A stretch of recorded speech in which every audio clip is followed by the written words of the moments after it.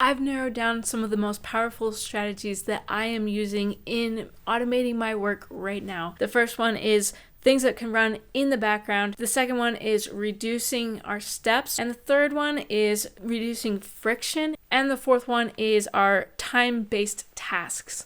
It's important to understand these strategies before we start automating because it helps us to focus on what's going to be most effective and also kind of reduce some of the clutter that's out there and start getting things done. With background automations, this is probably our ultimate goal of just trying to make the computer do our job for us. These are going to be things that kind of run hands off without either a lot of involvement on our part or at least, maybe starting it, stopping it, adding a couple of things here and there, but otherwise it's running in the background. This allows us to be able to then do our creative work or the things that we can't have the computer do while it's taking care of some of the things that are more manual and tedious and stuff that we don't want to do. A lot of this is probably a little bit complicated and it's going to be more involved other than maybe utilizing some of the other programs that are already out there.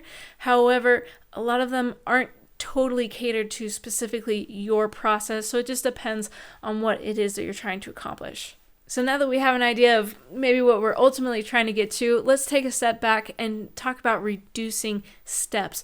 This is the one thing that you can do right now. You can look at your whole process and see, where am I slowing down?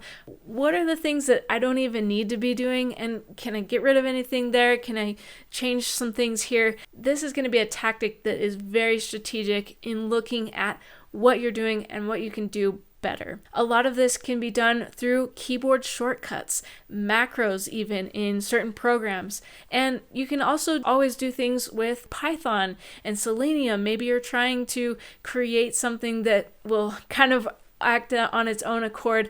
So we want to find any way that we can combine things, reduce things, and just make the whole system work even more flawlessly. Reducing friction. Now, this often is not considered an obvious form of automation because it just looks on the surface like organization, and that is super boring. However, there are a few methodologies and strategies that you can use to make reducing friction and organization into something that is super powerful, getting you stuff done so much faster than ever before. Now, this is also an applicable strategy for all of our strategies that we will be using because human psychology, we don't like to do stuff when it's too hard or too complicated. It increases likelihood we'll just abandon it anyway. Even if it was something that could have saved us tons of time later, it's a lot easier to just go back and say, hey, I'll just do it the old slow way because I know it. Now, some of the tactics that we might use when we're trying to get that reduction in friction could be something like checklists, not to-do lists, checklists. And it could also come in the form of batching all of our similar tasks and reducing task switching. It could also be more of a strategic outlook on the processes that are in place for my individual work or work with team members or even across departments. How does work get done? How can we make that process better? The last tactic that is really powerful in reducing friction is using templates and building templates. If you're doing something over and over again, make that into a template. Whether that's in your communication, whether that's in the assets that you're creating or utilizing for certain projects, make templates for anything and everything that you can. Finally, we have our time-based tasks. Now, these could be things that are specific to a very certain time of day, or it could be something that happens at a certain cadence, like maybe every week or every quarter, yearly, whatever it may be. The point is that we're using some kind of technology to help us achieve those things that are time sensitive. The application of these time-based tasks could be involving your calendar apps. It could also be using a cron job or some other automation tool that would help you to schedule something or publish something at a certain time and date.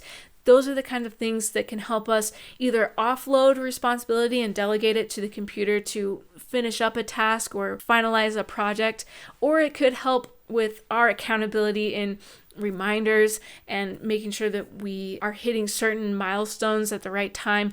Those are the kinds of things that help us move our projects along when it's time sensitive.